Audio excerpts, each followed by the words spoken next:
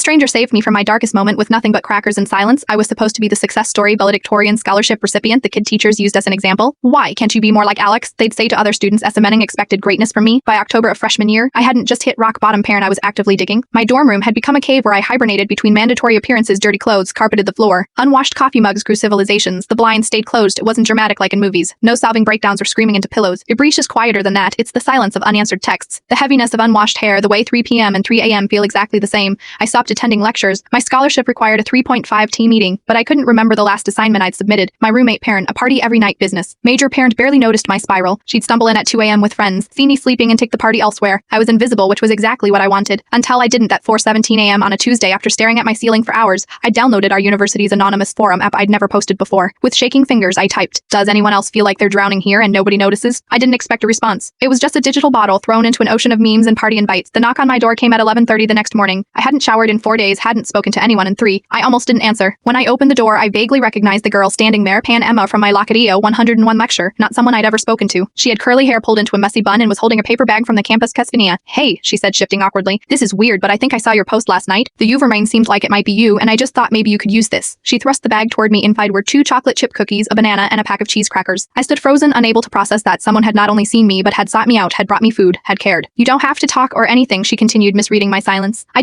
transferred here last semester, and it was really rough. Someone did this for me, so," she shrugged. I stepped aside to let her in, not trusting my voice. My room was a disaster, purrint, embarrassingly so, purrinta, but she didn't comment. She just cleared a spot on my desk chair and sat down. "Our psych professor's fly was down for the entire lecture yesterday," she said casually, like we were friends, like my room didn't smell like unwashed sheets and despair. No one had the heart to tell him by the end he was doing that thing where he sits on the edge of the desk, and I thought the tie was going to pass out. A laugh escaped me, part rusty and unfamiliar. Emma didn't ask why I was failing. Didn't mention the state of my room. She just talked about normal things while I ate the first real food I'd had in days. After about an hour, she stood to leave. "I have class, but I'll see you around, okay?" I nodded, still not trusting my voice. 3 days later, she returned with coffee and a printed meme about our Lacchiati textbook that was so stupid I actually smiled. The week after, she brought me notes from the lectures I'd missed. She never made me explain, never tried to fix me. She just showed up. Sometimes we'd study in silence. Sometimes she'd tell me about her disaster of a roommate situation. Once, she convinced me to walk to the dining hall with her my first time leaving the dorm for anything but class in weeks. By December, I was showering regularly again. I'd caught up on most assignments. I wasn't okay parent, not completely parent, but I was breathing above water. We never became best friends. We didn't have deep heart-to-hearts or weekend adventures. Our relationship existed in those quiet moments of simple presence, of someone noticing when I was drowning. At graduation, 3 years later, I spotted her across the quad in her cap and gown. I made my way through the crowd, tapped her shoulder, and finally said what I'd been carrying for years. "You saved my life with a pack of cheese crackers." She smiled, squeezed my hand, and said,